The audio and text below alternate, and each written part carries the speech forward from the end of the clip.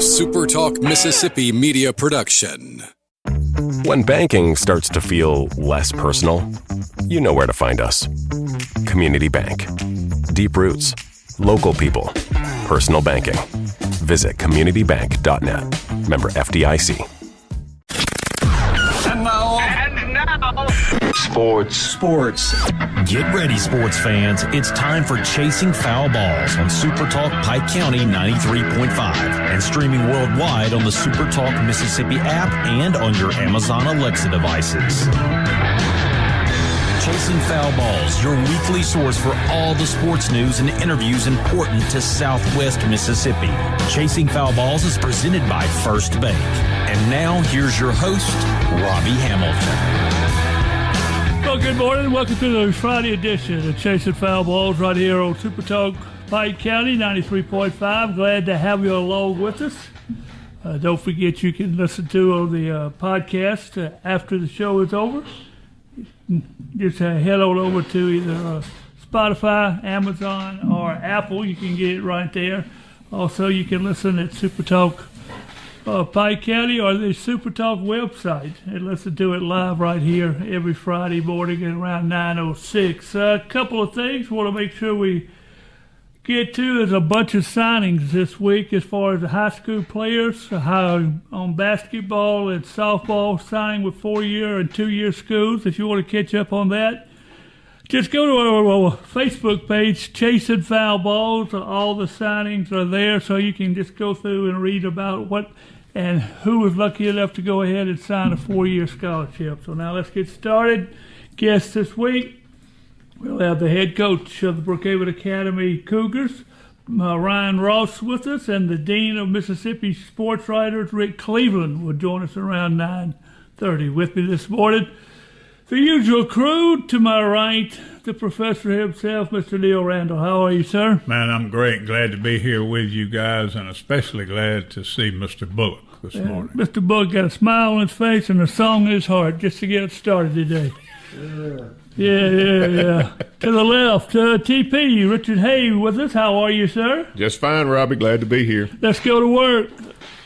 I work under one line when it comes to coaching searches. Believe nothing. Yeah. Expect everything.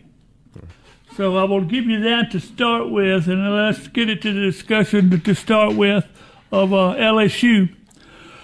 And, of course, Brian Kelly and LSU still fighting it out. You know, we thought it was all kind of settled, and they had an agreement, and we had a new president at LSU, and a new athlete. Well, forget all that. It's still all up in the air.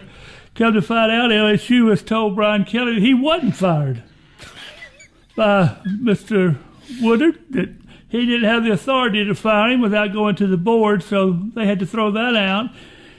And LSU informed Mr. Kelly that he was now fired a week later with cause, which meant that $54 million went sliding down the drain. Of course, Mr. Kelly sues LSU for $54 million. Guys, what the heck's going on in Baton Rouge? I think it's going to go on a little bit longer, and they'll come to an agreement that will not be public, and Mr. Kelly will ride off into the sunset with a fat bank account. Robbie, it reminds me of the Three Stooges, where you're laughing all the time because you can't believe what you're watching and seeing. In this case, what we're hearing most of the time. It's I guess it's past comical. It's not comical to some people that are involved, but I don't know which way's up. And but I would agree with you and Neil that I think Mr. Kelly will end up with a pretty full pocket at some point in time. Both pockets. Yes. With this situation, does it affect the ability to hire the coach you want, or do college football coaches not pay any attention to all this stuff? Oh, I would, my first thought is that it has to affect it, but, it's like our buddy Reese Nunry says, we know what walks and what talks. And so I guess the answer is no. I don't know how it couldn't, Robbie. I agree. Well, you look at all this going on, and of course now the first thing we'll go to is the bookmakers, or what they say, who's going to be the next coaches at all these places. And we know that bookmakers didn't build all these beautiful buildings out in the desert with their own money. They built it with our money. The bookmaker says number one choice that LSU will probably hire right now is Nick Saban.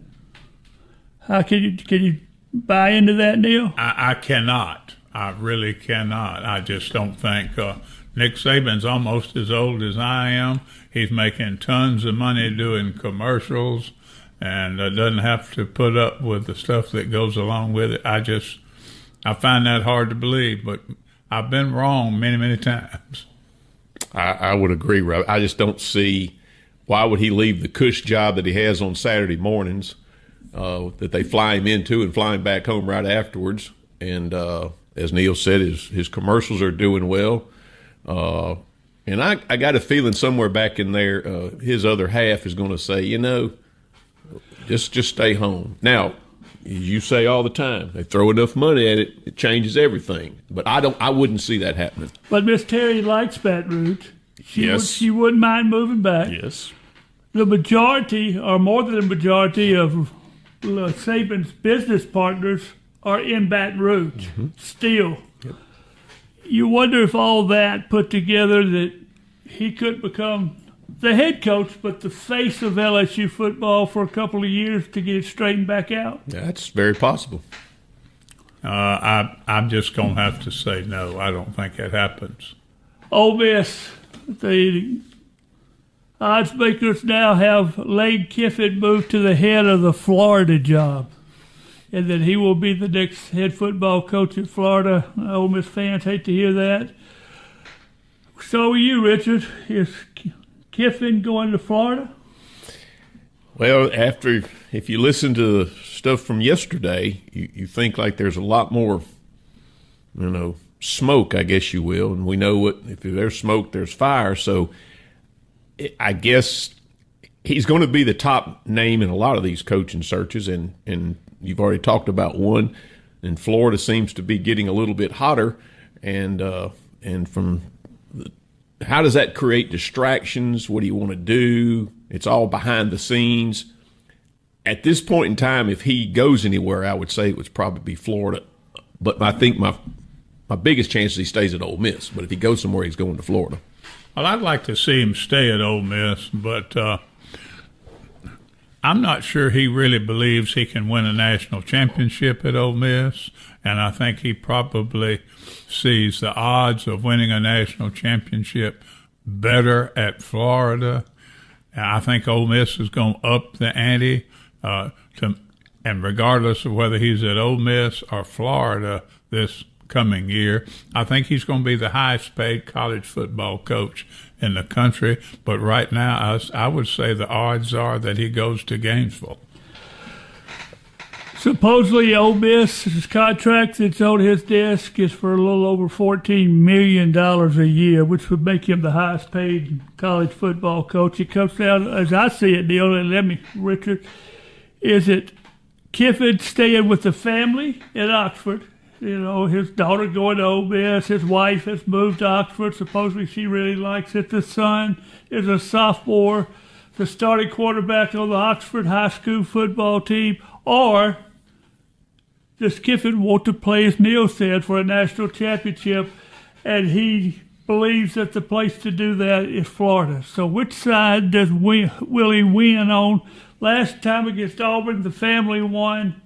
This time, who wins, the family or the national championship? I think the national championship carries a heavy weight. I would agree with that because every coach wants to hang that one championship, at least one on the wall. And in the world of today with portal, I don't know that, yes, because of the talent-rich state that Florida is, but with today's world, he probably got just as much chance of winning it at Ole Miss as he does down there. You see what he did, and he continues to do with the portal and the support he gets. But it's just the fact that you don't have to drive very far in Florida to find a whole lot of good football players. does what happened this year with Kiffin at Ole Miss make his decision for him? In other words, if he gets into the playoffs and wins a game or two, would that change his feelings that he could win a national championship at Ole Miss? Possibly. And of course, he could stump his toe in these last 2 games. It could happen. Real quick, we're running out of time. Of course, we have a lot to talk about there. The interesting one to me, Delta State and Kentucky State were to play tomorrow. Delta State was ranked 9th. Kentucky State was ranked 8th. The top 8 go to the playoffs. So the winner of that game would have probably decided who goes to the playoffs in Division II. Kentucky State somehow just decided to cancel the game. They called Delta State, said, we're not playing Saturday. We'll play shorter, which is an easier game for us. How can you just cancel the game and pick up another one in the final week of the season? I don't know, but they did it. And I'm afraid Delta State's going to be left out in the cold on this. Well, if they can do that, Robbie, I don't see why. It said if you won't go play them to have a final decision on the field and they can't go, well, then you aren't going either. I just wonder how the committee will look at this and say, amen. When they say, well, since you backed out, we'll put Delta State above you. You think that'll happen? I would hope so, but I wouldn't bet the baby's milk money on it. And doesn't all that come out Sunday evening? Sunday evening. Yeah, we'll find out. We'll come back. We'll visit with Ryan Ross right after we take the time out right here on Chasing Foul Balls.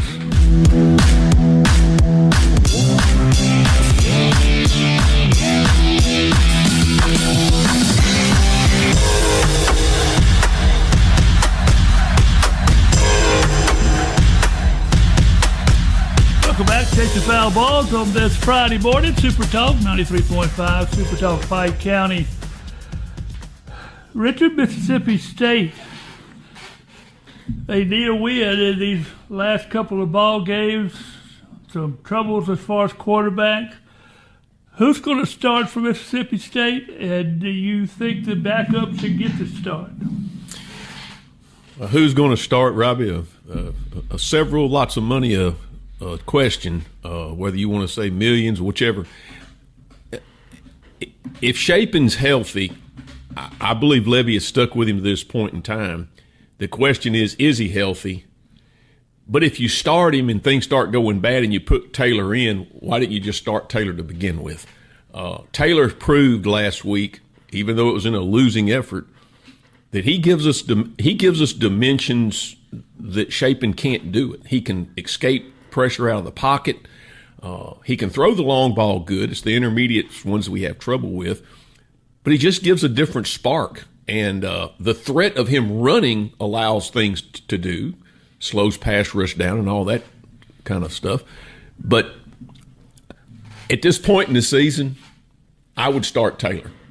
And if he starts Shapen and things go well, then hats off to him. But I'd start Taylor. Taylor brings a different spark. And I think he's like 6'4" and about 230, and he to use a trite old phrase, he's a load. Yes, and he's got I believe he's a true freshman. Yes, and he's got a little speed too. Yep. But I know the Mississippi State coaches are weighing this, and they hopefully they know a whole lot more about it than I do. The only thing, Neil, I would hope too is if determine early if Shapen's going to be able to play or not. Don't let a couple of turnovers happen and we be down 14-0 and say, oh, let's put the backup in. If you put him in. What's the nature of Shapen's injury? I think I want to say it's his shoulder. I'm not sure on the actual injury. Okay. But I know he had shoulder problems early in the season, so I'd say that's probably what it is. Well, we can't get a hold of Ryan Ross this morning to talk BA football, so we'll continue on. Speaking of quarterbacks, Saints may have found theirs. They defeat Carolina 17-7. Tyler Shook didn't look that bad as a starting quarterback. Well, I'm glad they won, and I've followed the Saints since John Gillum ran the opening kickoff back in '67 against the Rams, but I have about been weaned from the Saints. They have been so bad this year.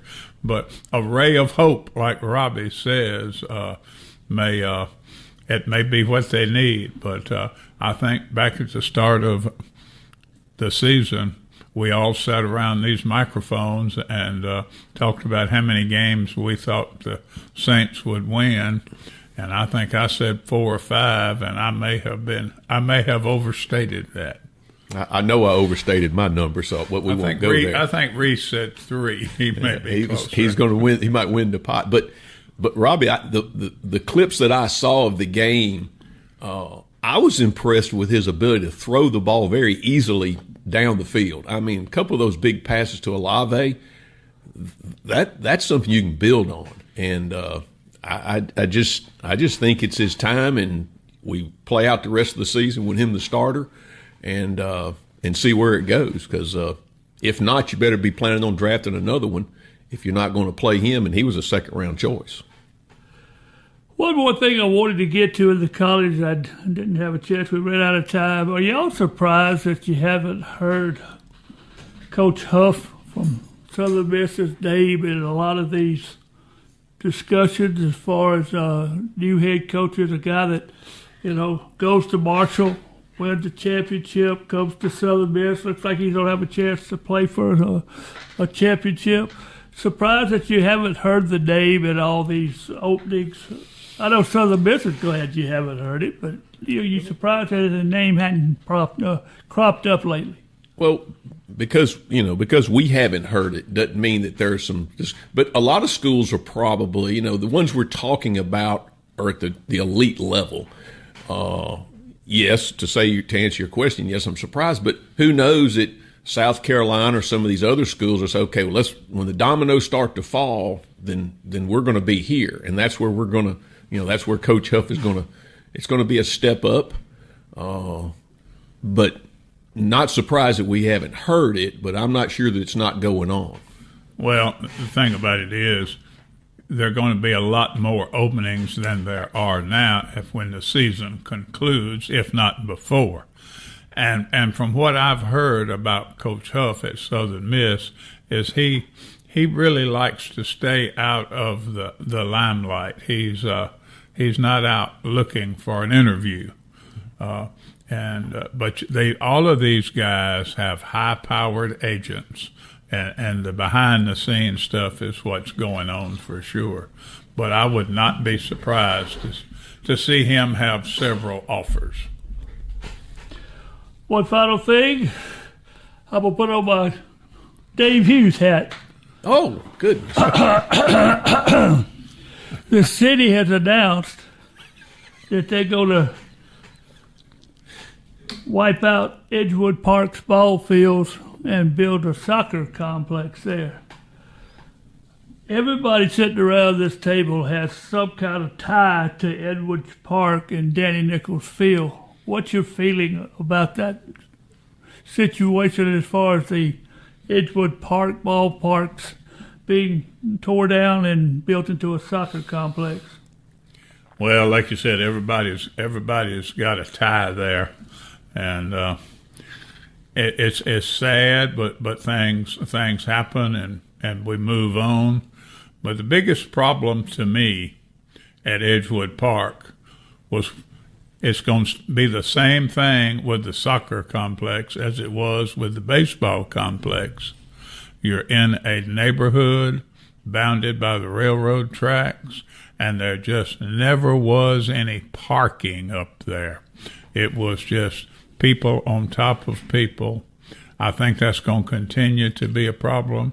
I hate to see it go. I've got a lot of great memories up there, especially the one of Robbie Hamilton hitting the home run in the state tournament. You want to feel that muscle? Yeah. Yeah, he weighed all of 68 pounds. That was an overflow there. I wasn't quite that big then. But I hate to see it, but, time moves on. Well, when we first moved to Macomb, the first thing we did was at the time we moved was sign up for, coach pitch and T-ball and my family, my kids, we grew up through there until it was time, till we aged out of there and we moved up to the Windsor Gate complex. And, Robbie, I've been following that. And when I read the article the other day, it was sad. Times change, things change, people change. And so change is the only thing that's constant everywhere we go. And so, but it's kind of ironic, we used to not even talk about soccer in these places. It was baseball and Little League basketball. And I thought about that when I was reading the article, that now we're going to do away with baseball because soccer is the hot commodity. And so it's not surprising that it's going to happen, but it's sad. All right, guys, take a listen. It's monkey business down in Mississippi. They're swinging through the trees like it's their hippie city. Stealing hats and stealing snacks, they're giving folks heart attacks. Monkey business, and they ain't feeling guilty. One rode a tractor straight through old man Clyde's. Another grabbed a shotgun, oh Lord, take sides. They're running the Walmart, raiding the snacks. A monkey in the freezer yelling, I ain't going back. Oh, they're fast, they're sly, they're slick. Too smart to fall for any old trick. It's monkey business down in Mississippi. They're swinging through the trees like it's their hippie city. Stealing hats and stealing snacks, they're giving folks heart attacks. Monkey business, and they ain't feeling guilty. Oh, yeah, a little monkey business going on in Mississippi. Well, the monkeys learned, guys, the one thing, if you're going to escape, you don't escape in Mississippi. Amen. 3 of them got away. 1, a mama shot protecting the children. Yeah. 2, a preacher shot protecting the congregation. The flock. And the third one heard what happened to the first 2, and he just gave himself up. Because he said, I ain't gonna get shot at, that's for sure. So, is that a lesson to criminals that they need to stay out of Mississippi? Yeah, but it won't work. Oh, Lord. Only in Mississippi could you have a truck of monkeys turn over and escape, and they have to go out and hunt them. Whew. Keeps you on your toes, Dale. I'm telling you, I just never have figured out if you want to go to Florida from New Orleans, what are you doing between Laurel and Meridian? Obviously, the monkeys were giving directions. That's what was going on. Could have been. What about you, Richard?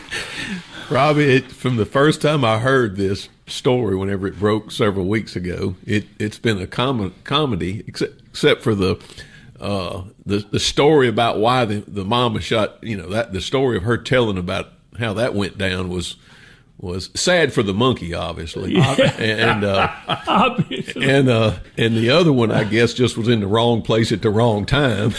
He shouldn't be fooling with the flock, should he? And I was just going to say, and the third one, they say monkeys are very smart. Yeah. So his buddy had watched what happened to his other 2 buddies. He said, you know what? Maybe this giving up thing ain't so bad. When he saw on Channel 3 what had happened, he said, Lord have mercy, the best way to do is just give it on up. Because I'm going to get put in a cage, they're going to feed me and take care of me all the time versus, I'll do or that. get shot. That's right. Because this don't happen in Mississippi. And you don't get shot out in the field. Somebody out there with the cows or something. Oh, yeah. A couple of things before we go to the break. West Lincoln head football coach Johnny Ball has resigned. He don't give up his job there at West Lincoln. Jules Sumner outside of Kentwood finishes the regular season undefeated. First time for that. And on the college football poll for the playoffs, Ohio State 1, Indiana 2, Texas A&M 3, Alabama 4. And Ole Miss, that's the 4, of course, first 4 gets by. 7 was Ole Miss. The two on the 11 and 12 is the final two teams, Oklahoma and BYU. And the two on the outside at 13 and 14 was Utah and Vandy. You think it's pretty fair? Ohio State, Indiana, Texas A&M, Alabama, would that have been your top four? Pretty close. Yeah, I don't see it. I guess all the way down through 6 or 7, they're pretty much way I think it would be. I agree to a large extent. I just keep thinking that Indiana is not for real, but who am I to say? Well, it must be their year because they had a miraculous comeback last weekend against Penn State. Yeah. If Ole Miss stumps their toe in these final games, will they still make the playoffs? No. They have to win out? Oh, I think so. At 7? Yeah, I think so. I think they can lose one. If they lost to Florida and beat Mississippi State or us in the Egg Bowl, I think they're still in. But now, if they were to, no pun intended, lay an egg in these last two, oh Lord, then I would feel like the committee would have a reason to not include them because they can say, look what happened down the stretch. But I don't see them losing. There are other factors of what other teams do. What other teams do, exactly. I would think if they go over, they would be out.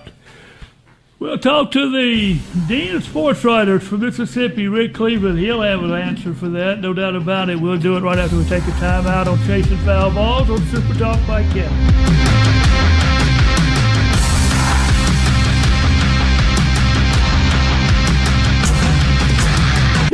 Sports.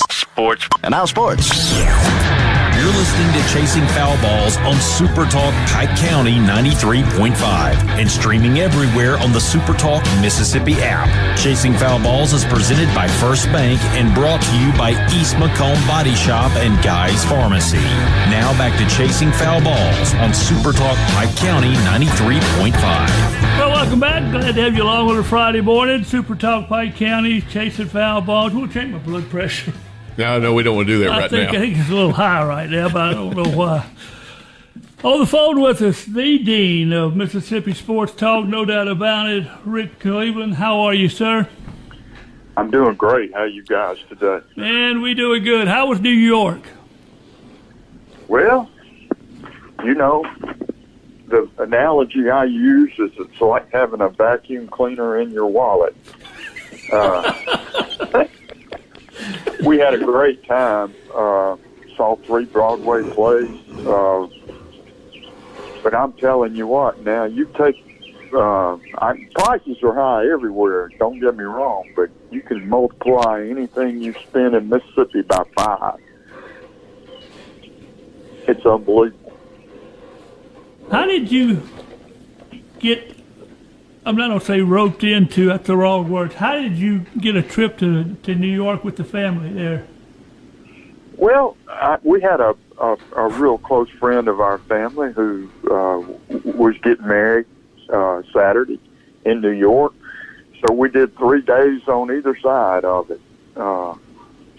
Yeah, I mean, I don't regret it a bit. I mean, I spent a lot of money, but we had a lot of fun, and so there you go. Rick, Neil Randall, great to have you back with us. I hadn't talked to you in a good long time. The hot issue in Mississippi right now is, will Lane Kiffin stay or go? What's your take on it today? Well, a column I wrote about it just published a few minutes ago on Mississippi Today, so I as well give that a plug. It's MississippiToday.org. I wrote about Lane today. Hell, I don't know what he's going to do. I mean, I don't have a clue.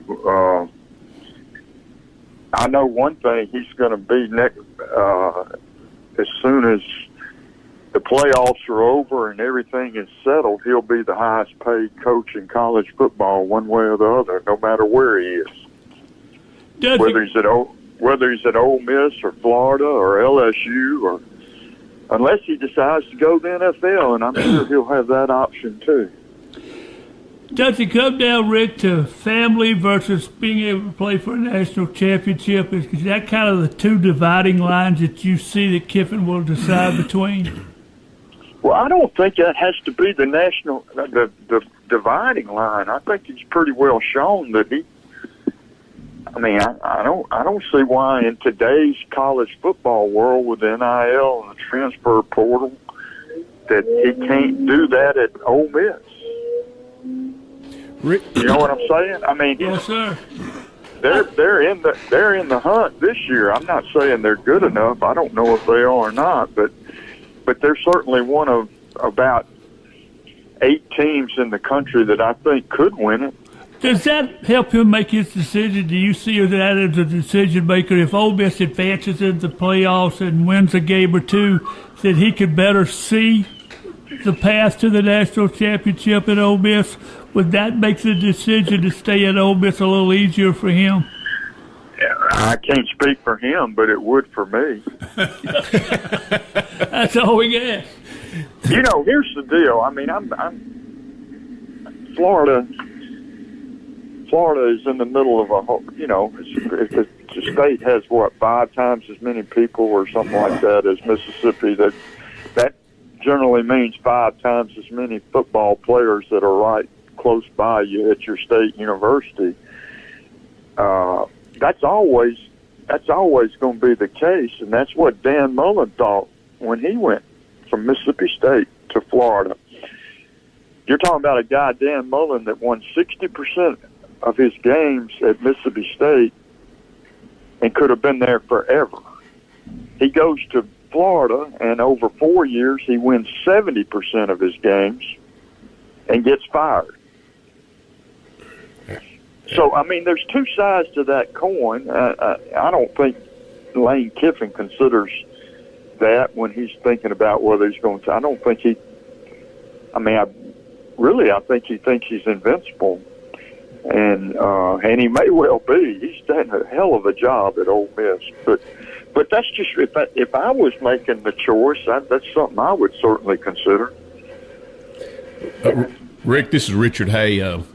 On the other side of the coin, your assessment of Lebby, Coach Lebby at Mississippi State, where do you think the job is as far as how he's done? Do you think that he's made enough improvement? I know we don't show it in the 1-loss record, but there's obviously improvement, and there's a lot of talk. Well, okay, we need to move on, but you can't keep moving on from coaches every other year. I can't even imagine that anybody at Mississippi State is thinking about making a change. I mean, right already, you know, if you look at the Ole Miss program and you look at the state program, they're, because of all that's happened and all the turmoil at state in the last 4 years, they're essentially 3 or 4 years behind Ole Miss in this NIL transfer portal deal. I wouldn't even consider making the change. It's much better as they are this year than they were last year. It's just crazy to me to even be thinking about it. Rick, this is Neil again. Let's switch down to Hattiesburg. Southern Miss on top of their division with an undefeated conference record. We don't hear much about anyone wanting to hire Charles Huff. Do you think he may be a hot commodity? If they keep winning, he's going to be a hot commodity, that's for sure. I mean, he should be now.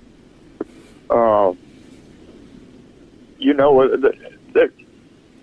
I think if they finish, with 8 or 9 wins, I think he will get offered a job. I'm not sure it will be one good enough to get him away from Southern right now. If I'm him, I'm not moving from that job until it's a Power 4 school where you get a multi-year contract for a whole lot more money than you're making now. I wouldn't move from Southern Miss to a American Athletic Conference school. My next move would be to a Power 4. And I don't think he's made any bones about that's what his career goal was to be the first African-American coach to win the national championship. And he's not going to do that at Memphis or Tulane any sooner than he's going to do it at Southern Miss. Well, Southern Miss 2 games up now with the loss by Troy last night to Old Dominion. They have Texas State at home. They go to South Alabama, and then they have Troy at home to wind up their season. So 2 out of 3 at home. That puts Southern Miss in a pretty good position to play for the Sun Belt Championship, don't it? Well, it's all in their hands. I mean, it's right there for them.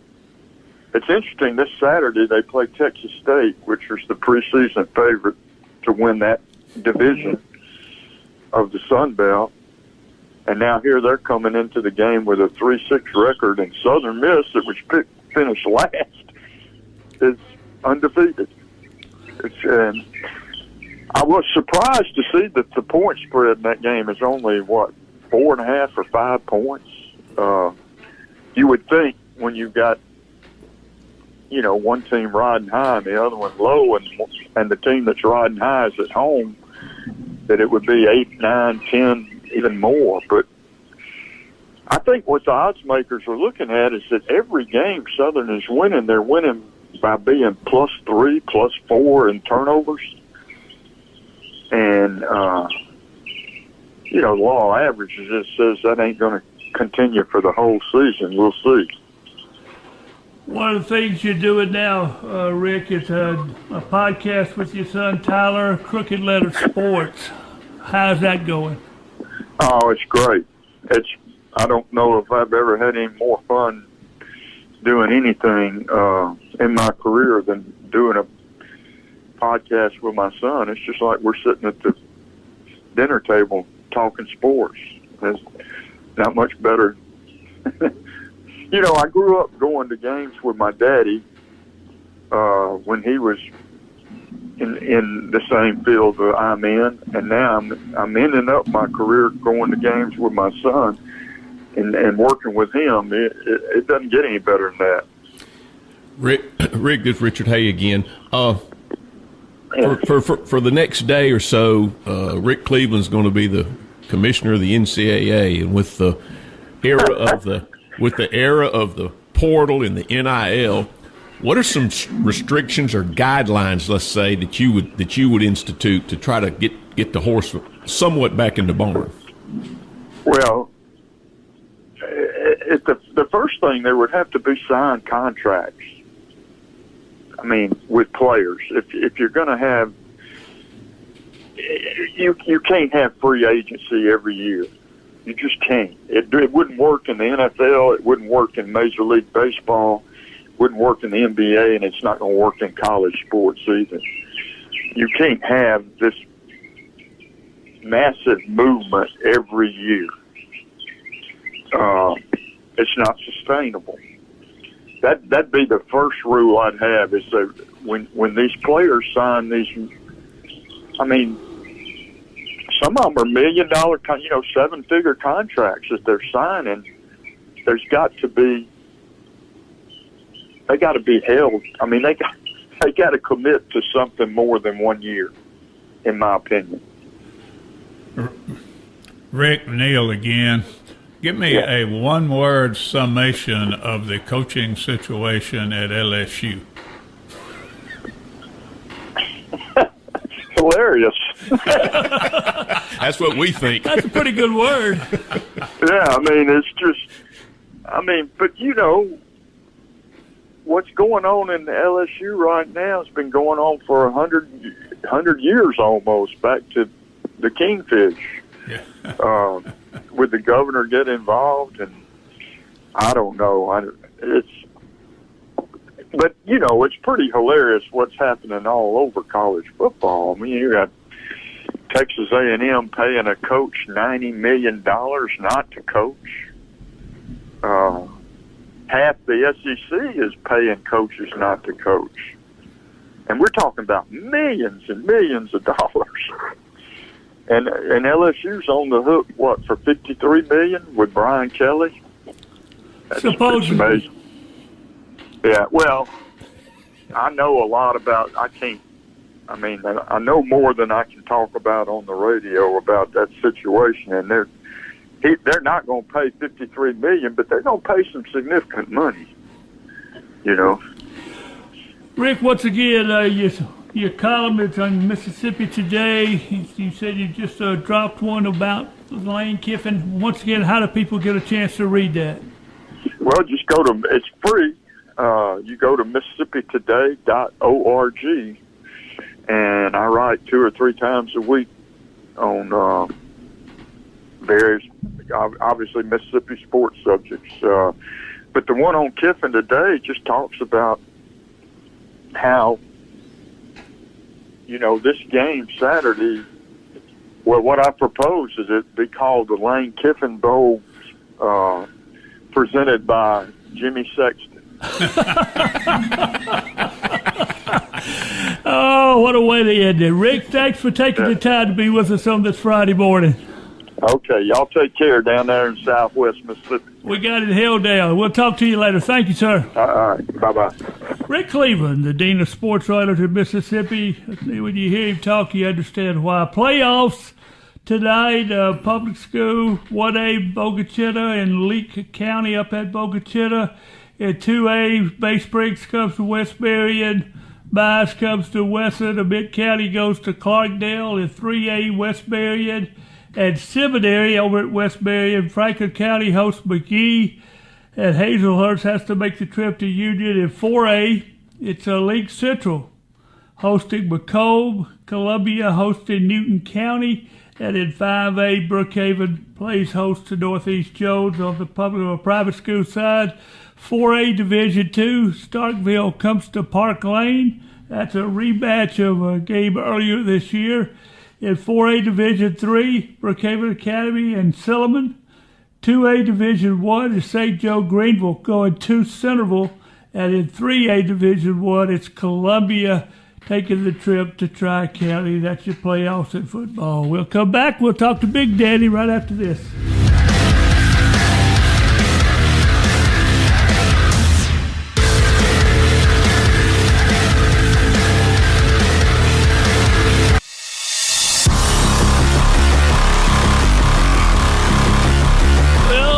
And all, welcome back to Chasing Foul Balls on this Friday morning. If you're looking for a bank that feels like home, First Bank's here for you. 14 locations across southern Mississippi. Your local bank for checking, savings, loans, and more. Now, whether you're buying a home, starting a business, or you just need everyday banking made easy, First Bank ready to help.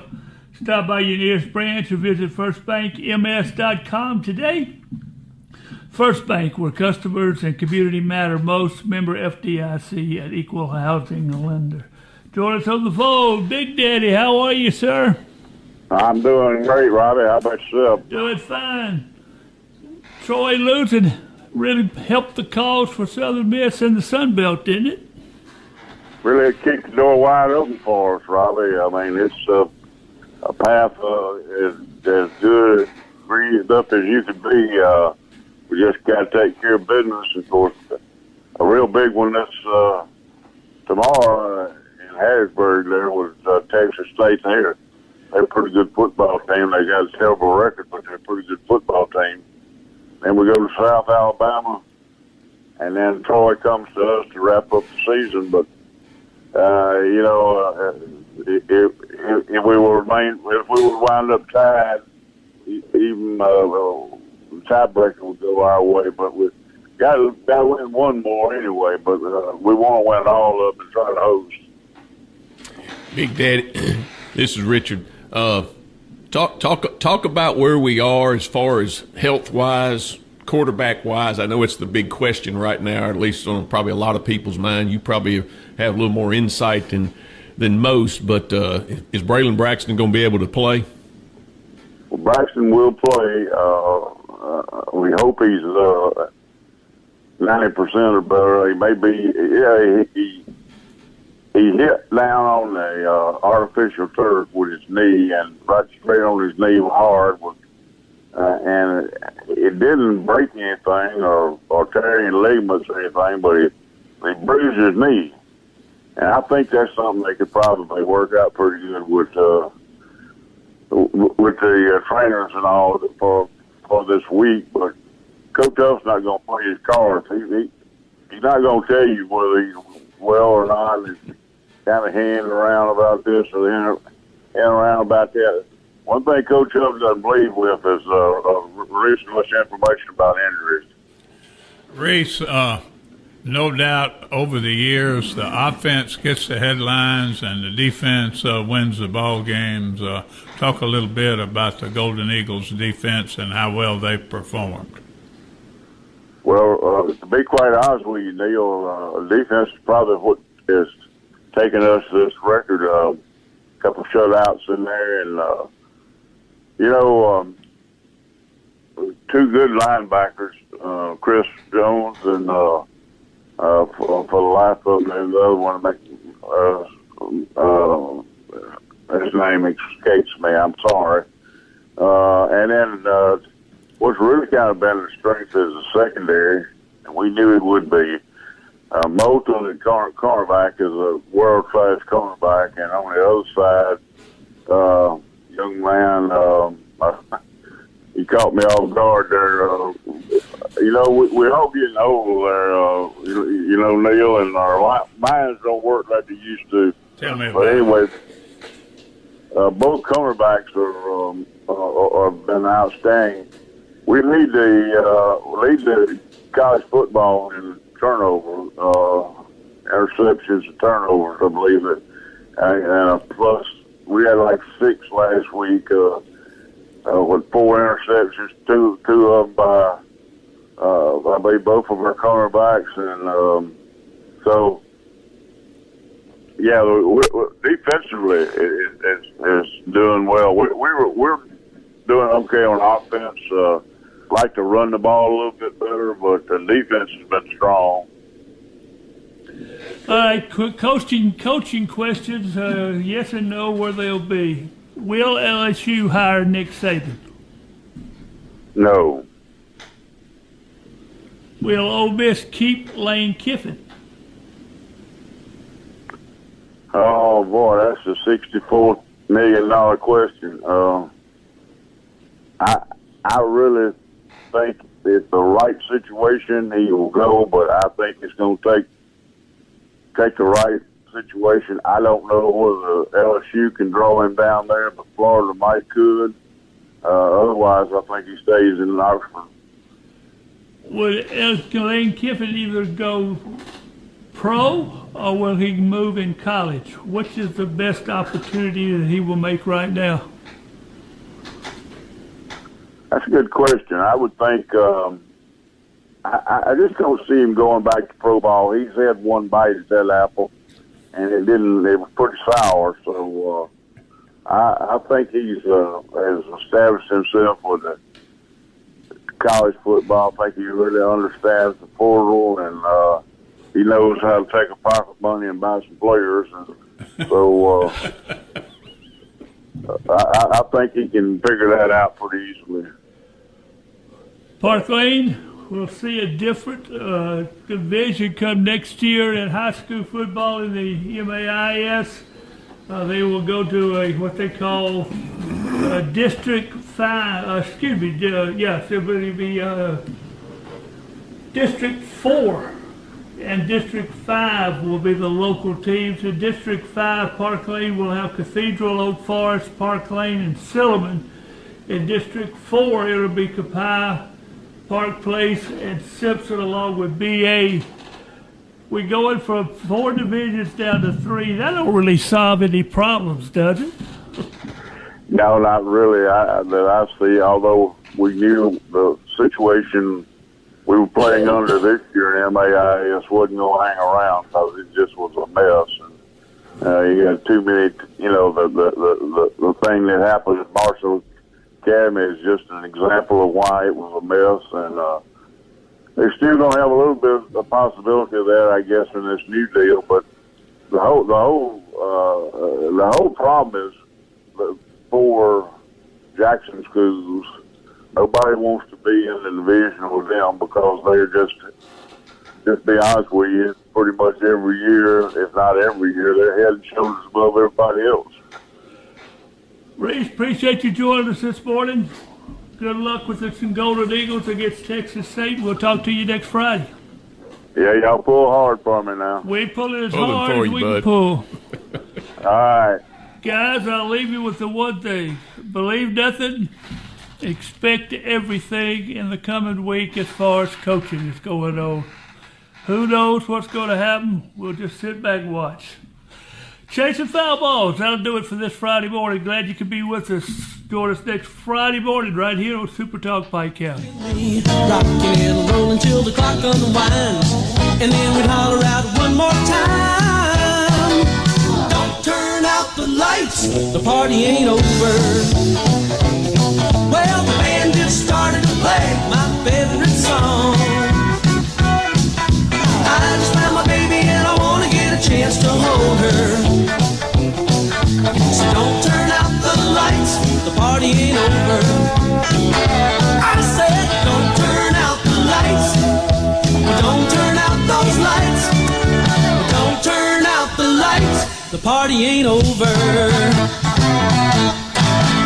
A SuperTalk Mississippi media production.